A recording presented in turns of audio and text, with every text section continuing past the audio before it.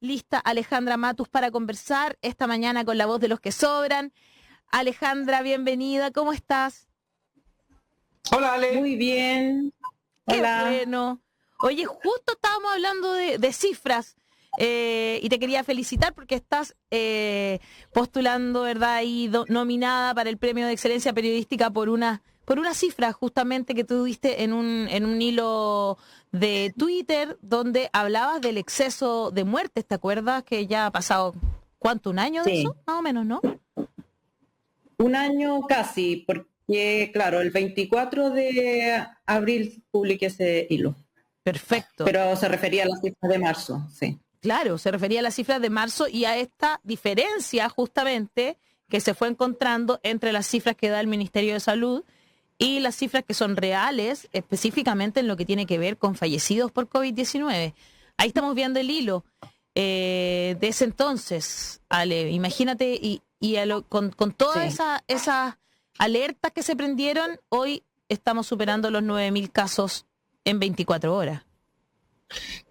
A la Ale me gustaría decirle algo, porque en el fondo ella hizo esto y después incluso dio una explicación respecto de por qué lo hizo con un hilo de Twitter y no publicó, como la gente le decía, ¿por qué no lo publicaste en lugares que no sé qué, no sé cuánto?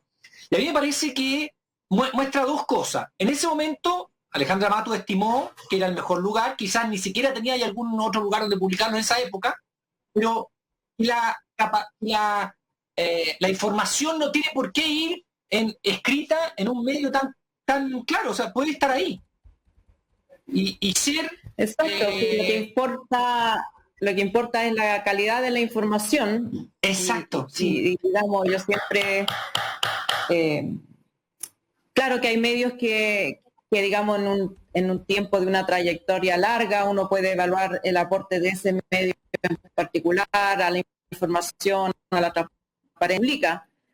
Pero no significa que los trabajos de calidad solo se pueden publicar en un cierto tipo de medio o de formato.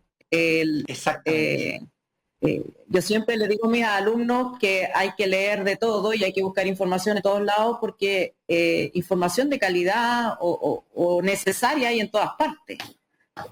Distinto es la crítica que uno hace al medio, a su línea editorial o a la forma o a lo que omite más bien, pero no significa que una información para ser válida solo tiene que estar en alguna parte. Basta que estén los antecedentes suficientes para que otra persona lo pueda verificar y pueda evaluar si esa información es correcta o no. Yo siempre me acuerdo que la última entrevista que dio Orlando Letelier antes de que lo asesinaran y que yo creo que le costó la vida porque fue una entrevista muy importante donde contó que Pinochet era un adulador de Allende y era un rastrero en el fondo, esa fue la palabra que él usó, la dio en el Playboy. No sé, uno podrá decir, bueno, qué bueno. Sí, pues. No la tenía entrevista de Orlando que le costó, por la cual primero le quitaron la nacionalidad y luego lo mataron, la dio en el Playboy. Wow. Entonces, yo nunca he tenido esa, digamos,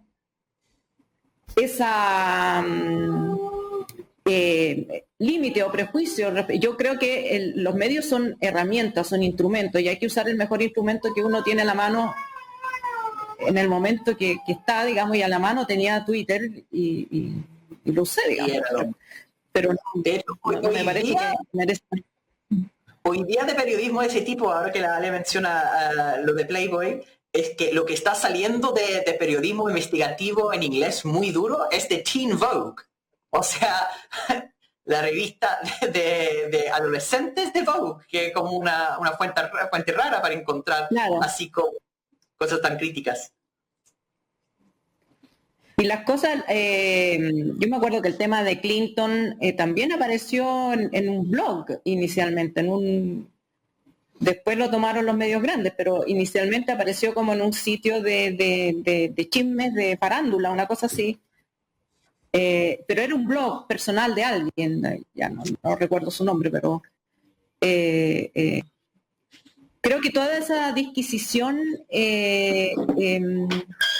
era un poco desde más bien los medios, desde la defensa como corporativa del territorio, ¿no? La información tiene que salir por un medio A, B, C, D para que tenga, se me decía, el control editorial.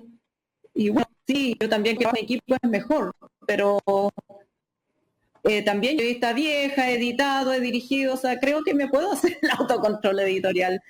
Me puedo editar tengo la suficiente charretera para hacerlo, no me parece que sea como condición, sino que hubiera tenido que pasárselo a un editor y con esa formalidad. Me parece que hay un cierto, que esa polémica, que no fue una polémica desde la audiencia, sino que más bien desde los medios, tiene que ver con el temor que tienen los medios a perder su espacio de poder. Sí, eso es lo que yo creo. Pero bueno, es lo que hay y no lo van a perder mía, o sea, también, ¿qué te pasa?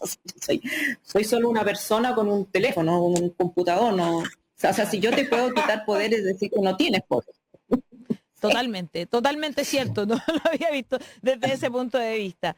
Oye, Ale, y a propósito, bueno, ya yéndonos en el tema de las cifras y de lo que está pasando, la situación sanitaria en el país, entiendo que ya estás de vuelta en Chile, ¿no? ¿Qué te parece llegar a este Chile Estoy de vuelta, sí. que está donde está totalmente descontrolada la situación? Yo contaba hoy día, me vine, la Alameda había un taco enorme, la cantidad de autos y gente que sigue en las calles es impresionante, sabiendo que hay 9.000 casos. ¿Qué es lo que te parece lo que ha pasado ahora último y cómo siguen no entendiendo cuál es la comunicación de riesgo que deberían usar en el gobierno? Me parece que lamentablemente las autoridades a cargo del control sanitario, social, económico de la pandemia, porque hay que recordar todos los días que esto no es solamente un tema hospitalario, es un tema con múltiples aristas y de todas hay que hacerse cargo de manera simultánea, que no está capacitado para hacerlo. No, me parece que primero no quiere, no sé, como que tengo la sensación de un gobierno que tiró la esponja ya, que no tiene ni siquiera de hacerlo bien. Y por otro lado sigue dando vueltas en círculo, aplicando medidas que ya se demostró que no son eficientes.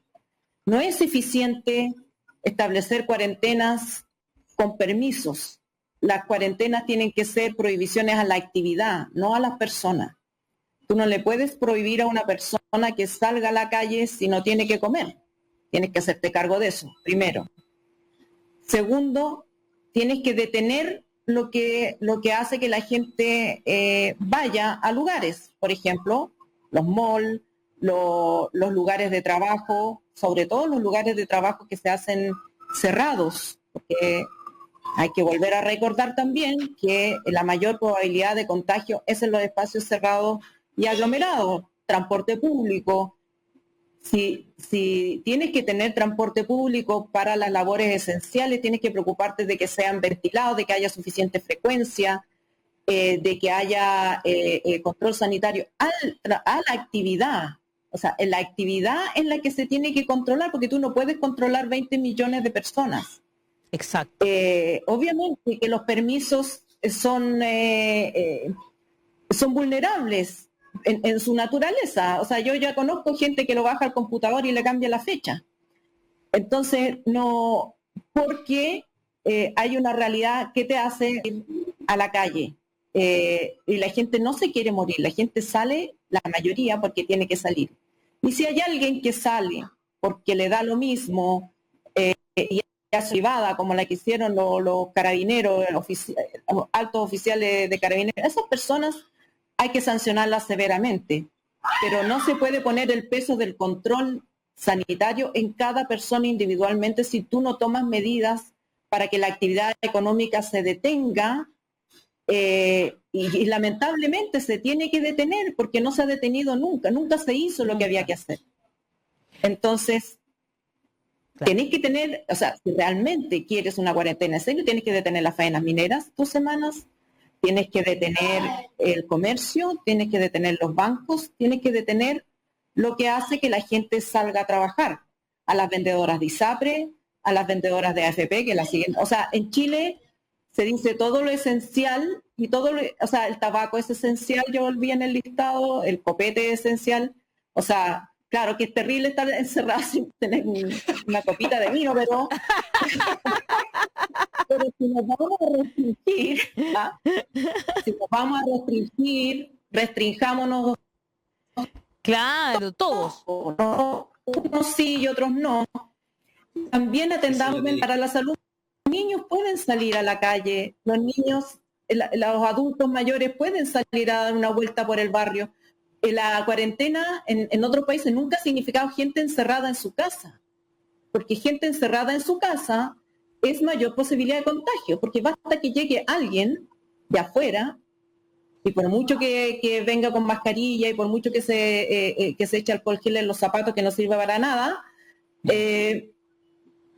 por estar hablando dentro de la casa puede contagiar al abuelito acostado en su pieza y no salir. Casos como ese se cuentan por miles, porque la casa encerrada y mal ventilada es la incubadora perfecta para el virus. Entonces, sí se debiera dar permiso para salir, a caminar en el entorno, con distancia social, con mascarilla, pero que los niños puedan ir a jugar a las plazas, que puedan, digamos, estar afuera.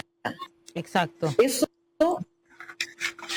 no se considera. Entonces, se toma la medida individual a cada persona y te voy a castigar por malo y por mala y por querer salir. Y no es el sentido de cuidémonos. Cuidémonos. ¿Cómo nos podemos cuidar mejor? ¿Qué es lo que podemos y no podemos hacer? ¿Qué es lo que la ciencia aconseja o no aconseja? Y eso dicho claramente con pera y con manzana, y para que los trabajadores y trabajadoras no tengan que ir a sus empresas, tienen que detener a las empresas. El control hay que hacerlo sobre las empresas. Usted está enrollando cigarros. ¿Es esencial que lo haga en estas 2 semanas donde la meta es bajar el número? No es esencial. Entonces, usted, empresa chilena de tabacos, para. Y ahí controla la empresa chilena de tabaco, no al trabajador que le sacaron un permiso colectivo por... Falso. No guardia, sé, guardia, claro, de guardia. Justo tiene giro la chilena tabaco de mascarilla, debería, y está haciendo mascarilla. O sea, también sé de muchos compradores que han estado toda esta semana mirando el giro de la empresa, y como en Chile tú puedes sacar el giro así eterno, se han modificado los giros, entonces una panadería tiene giro de farmacia, ya, listo, puedo seguir funcionando. Y eso es porque está mal hecho el tema. Por eso la gente está hablando, porque de una u otra manera, y la gente que trabaja por cuenta propia no tiene de qué vivir, que es como el 60% además, no va a seguir saliendo. Los pequeños y medianos empresarios, ¿qué van a hacer? Exacto. Si no tienen a qué recurrir? Los bonos no sirven para nada. O sea, estamos donde mismo estábamos el año pasado y peor. Yo cumpliendo un año también de la cifra de muertes, del exceso de muertes. Ajá. Este año, en este periodo, hay un 23% más de exceso de muertes que el año pasado en la misma fecha. Obviamente que en la misma fecha el año pasado estábamos comenzando la pandemia, pero hay casi un 40% más de fallecidos que en un año normal. Y estamos recién empezando la segunda ola y están muriendo 800 personas por semana por COVID. Y o sea, es más de un terremoto del 2010 por semana, a la semana. Y parece que a nadie lo escandalizara, le importara. Está muriendo gente joven. Y también cuando publiqué esta información hace poquito, la gente decía, bueno, estamos en pandemia, la gente tiene que morir. Pero ¿cómo? Pero hay una diferencia entre la gente que tiene que morir porque inevitablemente va a morir, porque no hay ningún país que haya tenido una política sanitaria que sea cero muerte. Claro. Pero si no solamente nos comparamos con Latinoamérica, si tuviéramos la tasa de mortalidad de Cuba, tendríamos 762 fallecidos. a la fecha, en total. Imagínate. Y tenemos más de 30.000, tenemos 32.000 al 1 de abril. Y de hecho es la principal causa de muerte en niños entre 5 y 18 años, o sea, en edad escolar, y todavía están defendiendo la vuelta a clase. Es una cosa impresionante, realmente. Hassan. Claro, lo que pasa es que mueren, también se puede, la defensa o el contraargumento es que mueren muy pocos niños en Chile, pero el tema es que si quieres volver a clase, primero no puedes volver con este nivel de contagio, o sea, a esta altura. Hay países que han establecido métodos eficientes para volver a clases con una pandemia controlada, con trazabilidad y testeo, y sobre todo en conversación con los actores. Tienes que conversar con los profesores, tienes que conversar con los apoderados, tienes que saber la realidad de cada colegio para saber si ese colegio resiste las medidas sanitarias, que son básicamente cursos pequeños. Los colegios en Chile tienen público, sobre todo 45, 50 alumnos, tendrías que dividirlos como en 4 para que diera el aforo. Tienes que establecer políticas de ventilación, protocolos bien claros. ¿Qué pasa cuando un niño se infecta? ¿Cuántos se van para la casa? Tienes que estarlos testeando constantemente a los alumnos, profesores. Todas esas medidas hay que tomarlas antes de hablar de volver a clases. Si también se toma esta política castigadora de tienen que volver porque son unos flojos, porque claro. ¿Qué es eso, digamos? ¿Qué gobierno es ese? Castro. Hassan, tú querías hacerle una pregunta a Ale, que iba hacia otro sector del que también hemos estado preocupados. Claramente la situación sanitaria en Chile es espantosa y hemos estado en eso todos los días. Es difícil de dimensionar incluso emocionalmente que el gobierno tiene tanta falta de empatía básica. Pero quería llevar la conversación a otro punto, volviendo un poco al tema de periodismo, ¿no es cierto? Porque el periodismo tiene 2 tipos de control, ¿no? La línea editorial de un medio saca ciertos temas, omite temas porque son incómodos para los dueños del medio. Pero también hay un tema de control de calidad de las fuentes. Por eso se mezclan las 2 cosas y se confunden, porque igual las cosas que se publican en redes sociales no tienen ningún tipo de chequeo de contratación de fuentes, y ahí pueden entrar las noticias falsas, ¿ya? Y quería llevar esa reflexión acerca del tema de lo que ocurre hoy día en el Waimapu, porque cuando hay ocupación militar es particularmente complejo tratar de distinguir qué es rumor de lo que es verdad. Yo pienso siempre en Irlanda del Norte, donde el trabajo de periodismo fue tan complicado porque el Estado británico estaba directamente involucrado tratando de sobornar a personas, y eso es todo los servicios de inteligencia, no se sabía, y además atacaban directamente a periodistas. Entonces, en el caso de Waimapu ahora hay esta idea que son los forestales los que están detrás del ataque contra el equipo de TVN. Hay muchos rumores acerca del fraccionamiento del movimiento mapuche, donde ellos dicen que están peleando entre sí. Entonces quería saber un poco más de la investigación, la información que maneja sobre ese tema. A ver, creo que hay como distintas patas para un poco despejar lo que hay. Primero que nada, Forestal Miminco tiene empresas de seguridad. Hasta donde entiendo, esas empresas de seguridad no significa que tengan guardias armados, porque no pueden tener guardias armados, pero contratan para sus empresas de seguridad vive en las comunas. En particular fue el equipo de TVN, que es en la región del Biobío, entiendo. Claro, es en la región. No es, sí.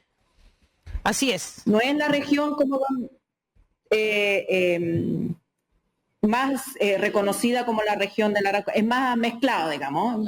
Hay más tipos de habitantes ahí.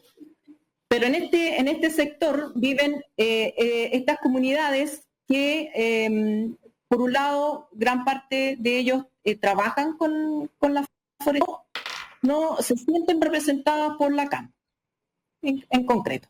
Claro. tienen, ahí vive Héctor Yaitul, es vecino de ellos, pero no es su líder. Entonces, ese es un contexto de base, eso no significa, digamos, presunción de culpabilidad ni nada, pero ¿qué pasó ese día? Y esto está en el propio relato que hace Iván Núñez en la denuncia que hizo ante Fiscalía. Ellos entraron con Héctor Yaitul, escoltados por Héctor Yaitul, a la casa de él en preparación de la entrevista que iban a tener al día siguiente. Pero para llegar a la casa de Héctor Yaitul cruzaron por los territorios de estas comunidades que tienen otra postura respecto del conflicto. Y entre esas comunidades hay gente que trabaja en las empresas de seguridad de Forestal Miminco. Estaban teniendo una celebración, un cumpleaños o algo, y les molestó la presencia del equipo de TVN porque le habían pedido permiso a ellos, porque ellos controlan ese territorio. Y Héctor Yaitul les dijo, vienen conmigo, bueno, pasaron. De vuelta, Héctor Yaitul se quedó en su casa y era el mismo equipo, pasaron y ahí los detuvieron estas personas, los increparon de manera muy violenta, un altercado violento del cual solo escaparon porque Iván Núñez pidió hablar con dos dirigentes que ellos sí reconocen como dirigentes de ellos y se comprometió a hacerles una entrevista al día siguiente. Eso no necesariamente calmó los ánimos, pero los dejaron continuar. Y 5 kilómetros más adelante están emboscados. Aquí Daniel Stinco concordará conmigo. Esto es, en cualquier investigación judicial, la primera posible causa y efecto. Un grupo con una motivación, además en estado de ebriedad, alguno de sus participantes, con un antecedente previo, o sea, la primera sospecha, el primer grupo sospechoso es este grupo. Esto no quiere decir que Forestal Miminco les haya pagado a ellos para que atacaran ni que las armas se las había dado Forestal Miminco, pero son personas que trabajan para el Miminco y que en ese contexto algunas de ellas pueden estar armadas por cuenta propia y haber actuado. ¿Quién? ¿Cuál es la motivación? ¿Por qué atacaron? Si es que fueron ellos o si fueron otros grupos. Eso es lo que tiene que investigar la justicia. Pero yo creo que esta información era importante darla porque lo primero que se hace es acusar a los grupos de reivindicación de terrenos mapuche, entre ellos la CAM, y la CAM negó la participación en este hecho, y además no tiene sentido lógico que invitan a una persona y después la van a salir disparando, no tiene ningún sentido. Lo que tiene lógica es que un grupo al que no le parecía la presencia de ese grupo, que lo increpa de manera bastante violenta, que en una especie de emboscada de la cual salen apenas, libran apenas y más tarde son atacados, quiere eso es decir que esa es la investigación que hay que hacer. O sea, no es el problema en Chile, es que no se investigan las cosas obvias, no se investiga como en el caso de Návila Rifo. Era obvio que el principal sospechoso era su exmarido, pero claro, como ella estaba en la calle y él no estaba en la escena del crimen, se levantaron toda suerte de teorías conspirativas, que los grupos del narcotráfico, que la trata de blanca, que ella era parte de que no sé qué, que esta era una quitada, que era una mexicana, que eran 1000 razones menos lo obvio, que era que su pareja, con la cual había discutido minutos antes, salió a pegarle y casi matarla. Claro. Eso digo, y esto no es una investigación compleja. Esto no es investigar lavado de dinero y traspasos de fondos de cuenta A, B, C. Esto es simple de investigar. Y entonces, esas realidades más cotidianas, más sencillas y que permiten aclarar hechos que no tienen que ver con la gran reivindicación territorial o con grupos organizados, ni con el narcotráfico, ni con nada, digamos. Se pueden aclarar de manera simple si hubiera voluntad de investigar y de aclarar los hechos como ocurrieron.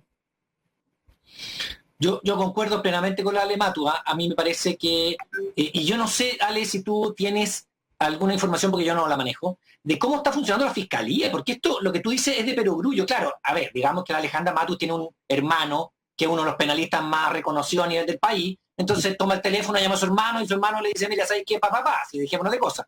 Pero, sí, pues es Pero en cierto. este caso no lo llamé, pero sí. Me gusta eso. Reconociendo este que el caso no lo hermano llamé, es seco, pero no lo llamamos. Se me ocurrió a mí nomás solita. Pero el hermano de la Ale Matu es seco, sí es verdad. Es uno de los mejores penalistas que hay. Es uno, o sea, cosas, bueno. Entonces, y la Ale ha aprendido mucho. Es de perogrullo lo que está diciendo. Entonces, ¿qué pasa con la fiscalía en esa zona? Y eso es lo que no se pregunta. Claro. ¿Entendí? O sea, tienen toda la razón. ¿Por qué no? Eso es lo que debiera, o sea, en cualquier lugar, eso amerita que inmediatamente la PDI se constituya, o sea, el periodista hace este relato y entonces inmediatamente el fiscal manda a interrogar a todas esas personas.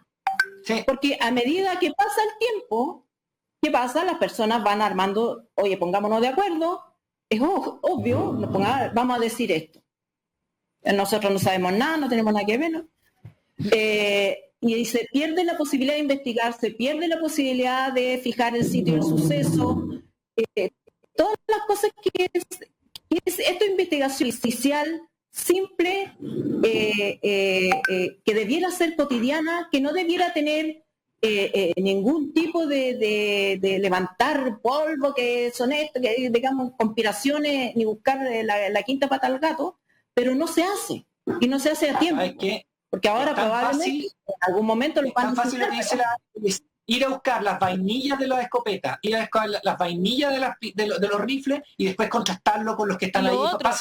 Y lo otro lógico. Es contrastar vainillas con rifles que están ahí todo a disposición. Exacto. Y lo otro lógico es que son estos los grupos a los cuales les han encontrado armas de alto calibre. O sea, de hecho la Forestal Mininco admitió que había contratado la empresa donde habría trabajado esta gente.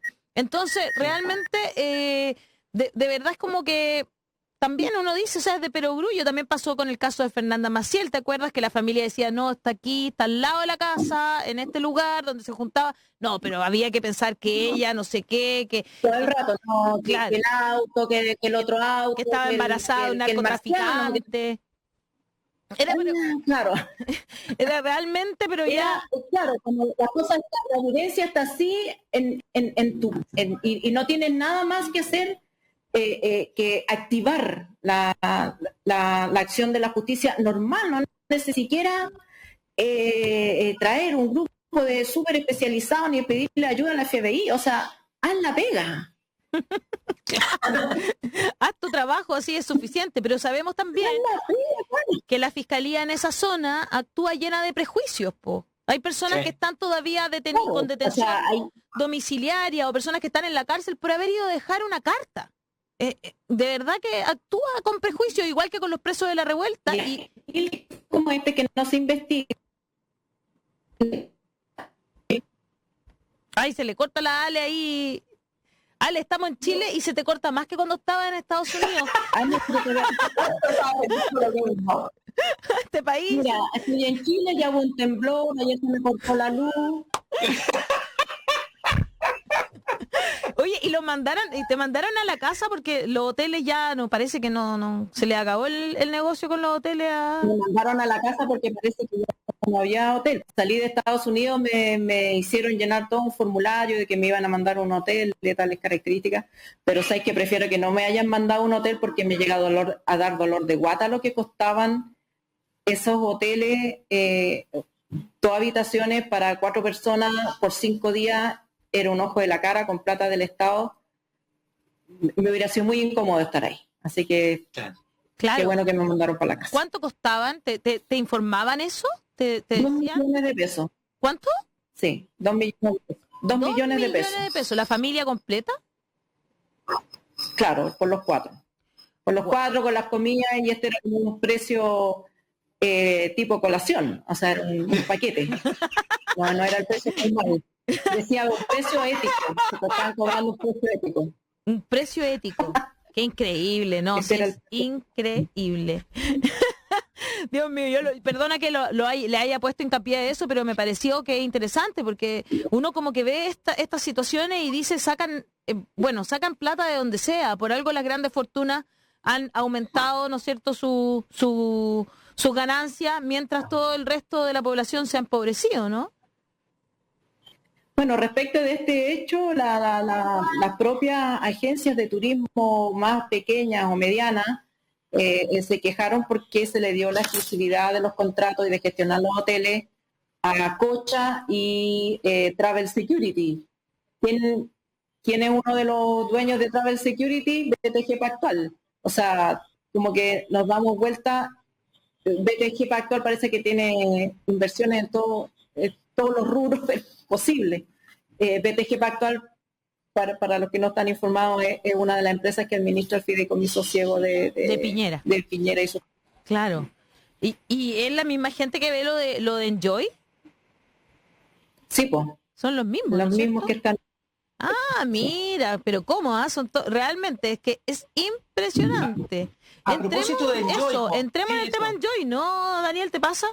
Te doy el pase para que tú le preguntes. Lo que pasa es que lo que pasa, Alejandra Matus, es que en el tema de Enjoy hay como mucha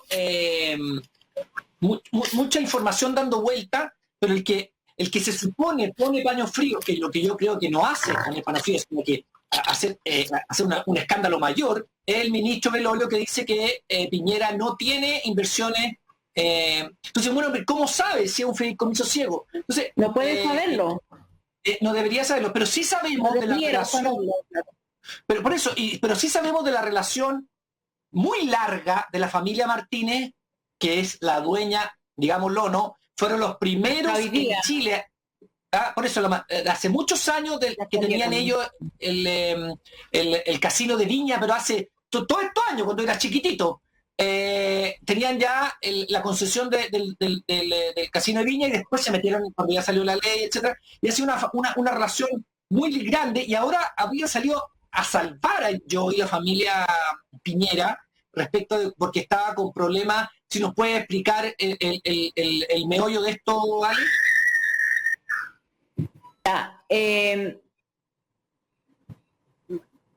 No se puede contar en corto, pero lo voy a tratar de contar lo más corto posible. Yeah. El 2018 la Superintendencia de Juegos y Casinos, que es la entidad que regula a este sector en teoría, llamó a licitación para licitar casinos que tenían que empezar a regirse bajo una nueva ley, los cinco casinos municipales. De esos 4 se los ganó Enjoy, y de esos 4, 3 Enjoy ya los tenía. Enjoy ya era concesionario de esos casinos, entre ellos Viña, Coquimbo y Pucón. Claro. Solamente actuó bajo nuevas condiciones. Estas nuevas condiciones eran 2 básicamente: obras, que siempre fue una condición, y plata en efectivo, que era la innovación de esta ley.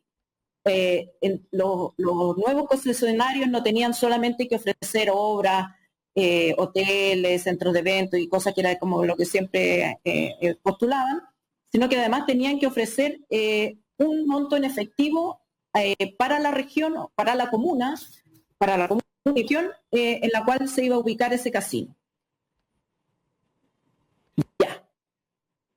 Y entonces hizo esta que en términos de jugadores blufera porque era imposible que generara recursos suficientes para hacerse cargo de esa oferta. No solamente era imposible para cualquier operador, sino que además era imposible para Enjoy en particular, porque venía hundiéndose desde el 2012. Estaba hundido, concesiones, tuvo que conseguirse plata, lo que diríamos en buen chileno, con un prestamista internacional, porque eso es lo que es Advent. Es un prestamista internacional que le presta plata a compañías a punto de quebrar, hace una apuesta que la va a poder salvar y después se lleva la pasada. Y te cobra un alto interés por eso. Por eso es una empresa buitre. Es un mismo buitre. Y con ese fondo buitre, Comal, esta propuesta blufera y Milagro la superintendencia considera que tenía suficiente méritos para darle la concesión. Pero obviamente suficiente respaldo y como que los números cuadraban y todo y tal. Pero apenas empezó a andar esta concesión, 3 meses después, Enjoy mismo le pide a la superintendencia, ¿sabe qué? Todo esto es nulo, le devuelvo la concesión, pero no me cobre las garantías. 3 meses después, antes de que pasara nada, antes de revuelta, antes de nada. Y tal vez hubiera sido una buena salida en ese minuto, pero la concesionaria, la superintendencia, le dice, no, pues usted tiene compromiso, siga adelante y si no puede cumplir, le vamos a cobrar las boletas de garantía. Claro. Y entonces empieza Enjoy a tratar de sobrevivir y nunca cumplió con los plazos de nada y le fueron dando cada vez más plazos. Primero con otra excusa, porque todavía no había pandemia, todavía no había estallido, revuelta, y después con la excusa de la revuelta de la pandemia y tal. Pero se acabaron como los... Desde antes. Fue desde antes, desde 2018. Qué heavy. Te pasó. Desde antes. Qué increíble. Ya, entonces, cuando ya se acabaron los argumentos y ya no había nada más a que echarle mano, Enjoy va a tribunales y le pide a tribunales que detenga el cobro de garantías y que le dé lo que la superintendencia le estaba diciendo que ya no le podía dar, que era más plazo o suspensión del cobro de garantía. Y se va a tribunales y ahí en tribunales la superintendencia dice, yo ya no le puedo dar más plazo a este caballero. No puedo no cumplir la ley. Claro. Pero, por si acaso, le manda un mensajito a la Contraloría y le dice, Contraloría, ¿usted qué cree?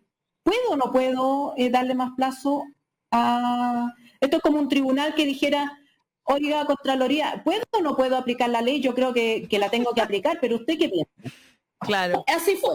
Y así le pide que se pronuncie, que le dé un dictamen, a sabiendas también que ese dictamen se iba a demorar 6 meses. Entonces ya tiró la superintendencia ese salvavidas, que en el fondo es un salvavidas para Enjoy, ya voy a explicar por qué, y el tribunal le decía, no, es que no puedo, tengo que aplicar la ley. Y cuando estaba a punto de vencer el plazo, que esto era el 30 de enero, el 28 de enero recién la superintendencia manda a sus fiscales a supervisar las obras. Tenía que haberlo hecho un mes antes, se hace el plan de supervisión, de que, mira, te falta esto, ya. Pero bueno, fueron el 28 de enero a hacer la parada, porque en el fondo ya estaba todo probablemente arreglado bajo cuerda. Y obviamente no había cumplido y la superintendencia dice, bueno, se necesitan más visitas inspectivas, voy a tener que hacer más visitas. El 29 de enero, el presidente dicta el decreto que le daba este plazo que pedía Enjoy, pero no era legal todavía, porque tenía que sacarlo de Contraloría y eso se demoró 11 días. Entonces, ¿qué hizo la superintendencia en ese plazo, en esas horas? Puede decir, bueno, como yo le pregunté a Contraloría si podía o no podía darle más plazo y Contraloría no me ha respondido, vamos a detener esto aquí. No vamos a cobrar las garantías, no vamos a hacer las visitas inspectivas que faltan, no vamos no le vamos a pedir a Enjoy que eche a andar la concesión como le corresponde porque todavía Contraloría no nos ha respondido. Bueno, entre medio, el decreto fue aprobado, pasó por Contraloría y ya en marzo, ya cuando incluso después que yo publiqué esta información, entonces Enjoy recién inició el trámite para pedir más plazo. Y entonces Contraloría le respondió a la superintendencia, bueno, pero yo no me voy a pronunciar de lo que usted me pregunta porque ahora hay una ley que se hace cargo de esto. Sin embargo, en este periodo en que la superintendencia se inhibió de hacer lo que tenía que hacer, porque el punto es que el 30 de enero, cuando se tenían que ejecutar las obras, la superintendencia no tenía ninguna herramienta legal para no hablar con las garantías. Era el trámite, la gestión del casino. Como no tenía ninguna de las dos cosas y salió con este chanchullo, ahora la superintendencia también está siendo investigada por la Contraloría por posible infracción. Esta historia es, pero de verdad que da cuenta de esta, no sé, esta falta ahora, ahora falta la parte del presidente. Claro, que uno dice, ¿por qué pasa esto? ¿Por qué el Estado es tan benigno con esta empresa en particular y no con todas las demás empresas de Chile que con pandemia o sin pandemia, o que incluso por causa de la pandemia no han podido cumplir sus obligaciones, no han podido construir lo que tenían que construir y tenían boletas de garantía que se han cobrado igual? Claro, a los que tienen el FOGAPE ya le están cobrando las cuotas. Claro. Y a los que no les prestaron plata y digamos, claro. Hay otra realidad, porque esto no es que se dictó una ley para todos, fue una ley solo, un decreto legal, no fue ni al Congreso, fue un decreto presidencial. Entonces la pregunta obvia es, ¿el presidente tiene algún interés aquí? Y bueno, la respuesta es sí. Formalmente. Sí. Oye. Los tiene formalmente porque tiene dos empresas que administran su fideicomiso que están en Enjoy. Ale, querida. Y eso es lo que va a... Exacto. Sí. Tengo que cerrar porque si no nos van a cortar y no es que no queremos, no aquí no hay censura para nada, sino que viene el próximo programa. Claro. Tenía que cerrar la historia. Tenía que cerrar la historia, sí, pues por eso yo lo decía, porque había que cerrar la historia, no podía llegar y cortarte, por supuesto, así que yo te dejo un abrazo enorme y esperamos que Ale Matus vuelva a la voz de los que sobran, porque sí, la verdad que vuelva. Necesitamos volver a esta historia y analizar todo lo que tiene que ver con ese fideicomiso ciego que es tuerto, más que tuerto parece a estas alturas. Un abrazo a Alejandra Matus, que ya está de vuelta en este país. Muchas gracias por estar esta mañana en La Voz de los que Sobran. Yo antes de irme solamente les recuerdo